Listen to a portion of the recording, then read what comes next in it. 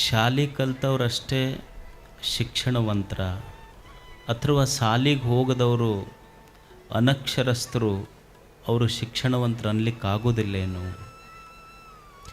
ಈಶ್ವರಚಂದ್ರ ವಿದ್ಯಾಸಾಗರ್ ಅಂಥೇಳಿ ಒಬ್ಬರು ಶಿಕ್ಷಣ ತಜ್ಞರಿದ್ದರು.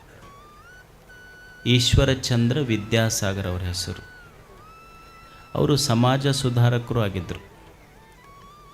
ಅವರು ಪಶ್ಚಿಮ ಬಂಗಾಳದ ಕಲ್ಕತ್ತಾದ ರೈಲ್ವೆ ಸ್ಟೇಷನ್ ಇಳಿದು ತಮ್ಮ ಮನೆಗೆ ಹೋಗಬೇಕಾಗಿತ್ತು.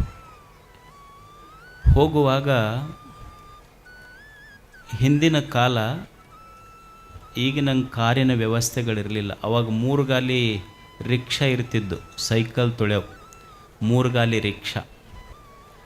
ಒಬ್ಬ ರಿಕ್ಷಾದವನು ಕರೆದು ತಮ್ಮ 2 ಬ್ಯಾಗ್ ಅದ್ರಾಗ ಇಟ್ಟು ತಾವು ರಿಕ್ಷಾದಾಗ ಕುಂತರು.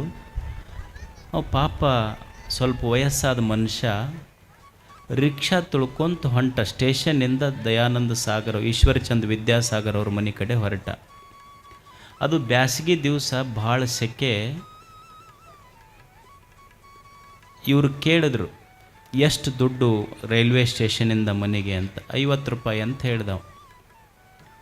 ಇವರು ಬ್ಯಾಗ್ ಇಟ್ಟು ರಿಕ್ಷಾ ತುಳ್ಕೊಂತ ಹೋಗಿ ಕುಂತರು. ಈಶ್ವರಚಂದ್ರ ವಿದ್ಯಾಸಾಗರ್ ರಿಕ್ಷಾದಾಗ ಕುಂತರು. ಅವ ರಿಕ್ಷಾ ತುಳ್ಕೊಂತ ಯಜಮಾನ ಹೊರಟ. ಹೋಗುವಾಗ ದಿಬ್ಬ ಬಂತು. ದಿಬ್ಬ ಪಾಪ ಅವನಿಗೆ ಯಜಮಾನ ಮನುಷ್ಯ ಅಲ್ಲ, ರಿಕ್ಷಾ ತುಳಿಲಿಕ್ಕಾಗಲಿಲ್ಲ. ಮತ್ತು ಈಶ್ವರಚಂದ್ರ ವಿದ್ಯಾಸಾಗರ್ ಅವ್ರು ಕೆಳಗೆ ಇಳಿದು ಅವನ ಜೊತೆಗೇನೆ ನಡ್ಕೊಂತ ಅವ್ರ ಮನೆ ಮುಟ್ಟಿದ್ರು. ಆ ಮುದುಕನ ಶ್ರಮ ನೋಡಿ ಅವ್ರಿಗೆ ಕನಿಕರ ಬಂತು. ಅವರು 100 ರೂಪಾಯಿ ಕೊಟ್ರಿ ಅವನಿಗೆ. ಯಾರಿಗೆ? ರಿಕ್ಷಾದವನಿಗೆ. ಅವ ನೋಡಿ 50 ರೂಪಾಯಿ ಇಟ್ಕೊಂಡು ಮತ್ತೆ 50 ರೂಪಾಯಿ ಹೊಳೆ ಕೊಟ್ಟ. ಅವಾಗ ಈಶ್ವರಚಂದ್ರ ವಿದ್ಯಾಸಾಗರ್ ಅಂದರು, ಅಲ್ಲ ನಿನ್ನ ಸಲುವಾಗೆ ಕೊಟ್ಟು ನೀವು ಇಟ್ಕೋ ಅಂದರು. ಇಲ್ಲರಿ, ನಾವು 50 ರೂಪಾಯಿ ಮಾತಾಡೀವಿ, 50 ರೂಪಾಯಿ ಅಷ್ಟೇ ಕೊಡ್ರಿ ನಮಗೆ. ಅಲ್ಲ, ಮಾತಾಡಿದ್ದು 50 ರೂಪಾಯಿ ಖರೆ, ಪಾಪ ನೀ ಶ್ರಮಜೀವಿ ಅದಿ, ಅದಕ್ಕೆ ಇರ್ಲಂತ ಎಕ್ಸ್ಟ್ರಾ 50 ರೂಪಾಯಿ ಕೊಟ್ಟೆ ನಿನಗಂತ ಈಶ್ವರಚಂದ್ರ ವಿದ್ಯಾಸಾಗರ್ ಹೇಳಿದರು.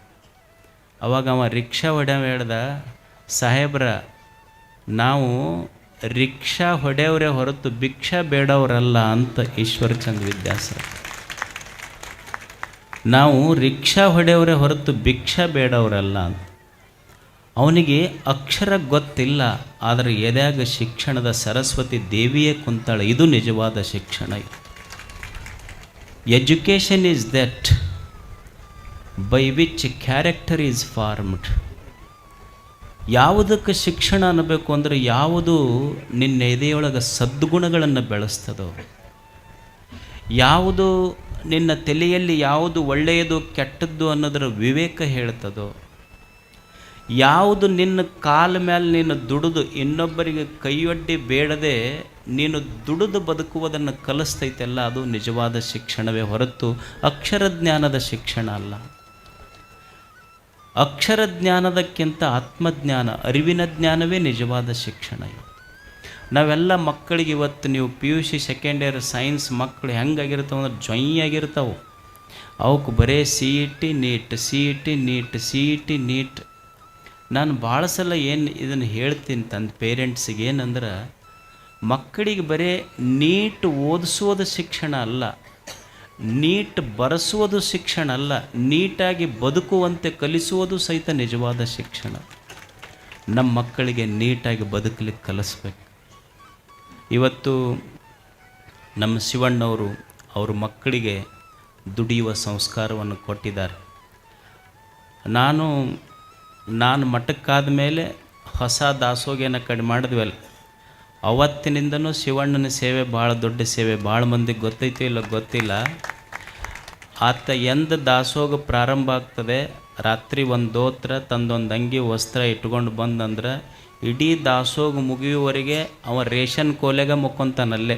ಎಲ್ಲ ಇಡೀ ಜಾತ್ರೆ ದಾಸೋಗಕ್ಕೆ ರೇಷನ್ ಕೊಡ್ತಾನಾತ. ಈಗ ಮಗ ಮನೆ ಮಾಡಿದ ಮೇಲೆ ಸ್ನಾನಕ್ಕಷ್ಟು ಇಲ್ಲಿ ಬರ್ತಾನೆ ಹೊರತು ಮೊದಲು ಅಲ್ಲೇ ಮುಕ್ಕೊಂತಿದ್ದು. ಆತನ ಗವಿಸಿದ್ದ ಆತ ಮಾಡಿದ ಸೇವೆಗೆ ಅದರ ಪುಣ್ಯದ ಫಲ ಇವತ್ತು ಮಕ್ಕಳು ಇಷ್ಟೆಲ್ಲ, ಅವ್ರ ಪುಣ್ಯದ ಫಲ ಮಕ್ಕಳಿಗೆ ಬಂದಿದೆ. ಇವತ್ತು ನೋಡಿ, ಏನೂ ಇರಲಾರ್ದೆ ಒಂದು ಸಣ್ಣ ಆಸ್ಪತ್ರೆ ತೆಗೋದು, ಇವತ್ತು ರೋಗಿಗಳಿಗೆ ಸೇವೆ ಮಾಡುವುದರ ಜೊತೆಗೆ ಇಷ್ಟೊಂದು ದೊಡ್ಡ ಒಂದು ಶಾಲೆ ಕಟ್ಟಿದ್ದಾರೆ. ಈ ಈ ಈ ಖಾಸಗಿ ಶಾಲೆ ಕಟ್ಟೋದೇ ಒಂದು ದೊಡ್ಡ ಶ್ರಮದ ಕೆಲಸ ಇದು. ಇವಕ್ಕೆ ಅನುದಾನ ರಹಿತ ಶಾಲೆಗಳು ಅಂತ ಕರೀತಾರೆ. ಕೊಡೋದೇ ಸರ್ಕಾರ ಹಂಗೆ ಕೊಡ್ತೈತಿ. ಇವು ಅನುದಾನ ರಹಿತ ಶಾಲೆಗಳಲ್ಲ, ಅನುಕಂಪ ರಹಿತ ಶಾಲೆಗಳಿವು. ಯಾರ್ದು ಅನುಕಂಪ ಇರೋದಿಲ್ಲ. ಆಮೇಲೆ ಪೇರೆಂಟ್ಸದ ಕಿರಿಕಿರಿ ಏನೇನೋ ಇರ್ತಾವೆ, 100 ರಗಳೆ. ಅವೇನು ಹೇಳೋಕ್ಕಾಗೋದಿಲ್ಲ ವೇದಿಕೆ ಒಳಗೆ ಅವಕ್ಕೆಲ್ಲ.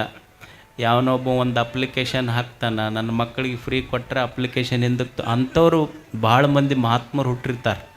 ಆ ಮಹಾತ್ಮರ ಕೈಯಾಗಿಂದ ಪಾರಾಗೋದು ಭಾಳ ಕಷ್ಟ.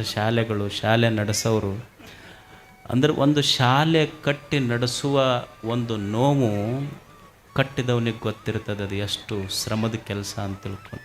ಅಂದರೆ ಒಳ್ಳೆ ಕೆಲಸ ಮಾಡುವಾಗ ಸಹಕಾರ ಮಾಡುವ ಮನಸ್ಸು ಬೇಕು ನಮಗೆಲ್ಲ.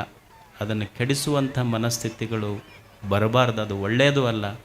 ಅವರು ಪಾಪ ಹ್ಯಾಟಿ ಸಹೋದರರು ಇಲ್ಲಿ ಜಾಗ ತೊಗೊಂಡು, ಈ ಕೊಪ್ಪಳದಾಗ ಜಾಗ ತೊಗೊಳೋದಕ್ಕಷ್ಟು ಈಗ ಬರೀ ಮಾರೋದಷ್ಟೇ, ಇಲ್ಲಿ ತೊಗೊಳೋದೇನೂ ಇಲ್ಲ. ಇಲ್ಲಿ ಏನು ಬೆಂಗಳೂರಾಗ ತೊಗೋಬೋದು, ಕೊಪ್ಪಳದಾಗ ತೊಗೊಳಕ್ಕೆ ಸಾಧ್ಯ ಇಲ್ಲ. ಅಂಥದ್ರಲ್ಲಿ 2 ಎಕರೆ ಜಾಗ ತೊಗೊಂಡು ಇಷ್ಟೊಂದು ದೊಡ್ಡ ಶಾಲೆ ಕಟ್ಟಿ, ಅವರ ಸ್ನೇಹಿತರ ಸ್ಫೂರ್ತಿ ಮತ್ತು ಅವರ ಸಹೋದರರು ಮತ್ತು ಅವರ ತಂದೆ ತಾಯಿಗಳ ಪುಣ್ಯ ಇದನ್ನೆಲ್ಲ ಮಾಡಿ ಇದೊಂದು ಶಾಲೆ ಕಟ್ಟಿದ್ದಾರೆ. ನಿಮ್ಮ ಶಾಸಕರು ಹೇಳ್ತಿದ್ರು, ಇವ್ರ ದೊಡ್ಡ ಕುಟುಂಬ ಅಂತ.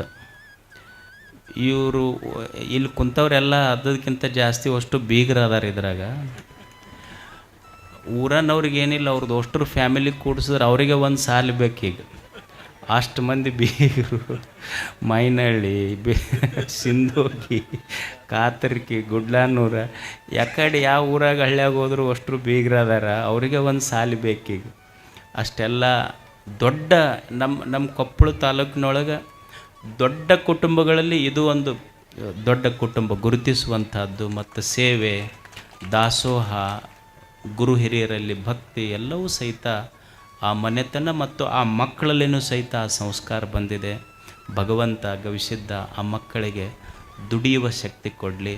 ಅವರ ದುಡಿದ ಪರಿಶ್ರಮಕ್ಕೆ ಫಲ ಕೊಡುವ ಅವನ ತಪಸ್ಸಿನ ಶಕ್ತಿನೂ ಸಹಿತ ಅವ್ರಿಗೆ ಹರಿದು ಬರಲಿ. ನನಗೆ ಅಜ್ಜರು ಭಾಳ ಒಂದು ಚಲೋ ಮಾತು ಹೇಳಿದರು. ಒಂದು ಸಲ ಸಕ್ರೆ ಕೊಡ್ತಿದ್ರು. ನಾವೆಲ್ಲ 8-9ನೇ ಕ್ಲಾಸ್ ಓದ್ತಿದ್ವಿ. ಅಜ್ಜವ್ರು ಸಕ್ರೆ ಕೊಡ್ತಿದ್ರು ಎಲ್ಲರಿಗೆ. ನಮಗೆ ಸಣ್ಣ ಹುಡುಗರು 8-9ನೇ ಕ್ಲಾಸ್ ಓದ್ತಿದ್ವಲ್ಲ, ಅವಾಗ ಅಜ್ಜರು ಕೇಳಿದ್ವಿ, ಏನಿದು ಬಂದವರಿಗೆಲ್ಲ ಸಕ್ರೆ ಎದಕ್ಕೆ ಕೊಡ್ತಾರೆ ಸ್ವಾಮಿಗಳು ಅಂತ ಕೇಳಿದೆ ನಾನು. ಅವಾಗ ಅಜ್ಜರು ಒಂದು ಚಲೋ ಮಾತು ಹೇಳಿದ್ರು, ನೋಡಪ್ಪ, ಇದು ಸಕ್ರೆ ಅಲ್ತಮ್ಮ. ಯಾವ ಭಕ್ತರು ನಿನಗೇನೋ ಆಶ್ರಯ ಬಯಸಿ ನನಗಿಲ್ಲಿ ಹೋದ್ರೆ ಒಳ್ಳೇದಾಗ್ತೈತೆ ಅಂತ ಯಾವ ಭಕ್ತ ಸಂಕಲ್ಪ ಮಾಡಿ ಬರ್ತಾನಲ್ಲ, ಅವನಿಗಿದು ಸಕ್ರೆ ಅಲ್ಲ, ಇಡೀ ನಮ್ಮ ಮಠದ ಸ್ವಾಮಿಗಳ ತಪಸ್ಸು ಅವ್ರಿಗೆ ಕೊಡ್ತೀವಿ ನಾವು ಅಂತ ಗುರುಗಳು ಹೇಳಿದ ಮಾತಿದು. ಅಂಥ ಅವರ ಸೇವೆಗೆ ಗುರುಗಳ ತಪಸ್ಸ ಅಂಥ ಭಕ್ತರಿಗೆ ಹರಿಲಿ, ಆ ಮಕ್ಕಳಿಗೆಲ್ಲ ಒಳ್ಳೆಯದಾಗಲಿ. ಅವರನ್ನು ನೋಡೋದೇ, ಅವರು ಮಾಡಿದ ಕೆಲಸ ನೋಡೋದೇ ಒಂದು ಕಣ್ಣಿಗೆ ಹಬ್ಬ, ಸಂತೋಷ. ಇದು ಬೆಳೀಲಿ ಅಂತ ಹಾರೈಸಿ ತಮಗೆಲ್ಲ ವಂದಿಸಿ ನಮ್ಮ ಮಾತು ಮುಗಿಸ್ತಾ ಇದ್ದೀನಿ.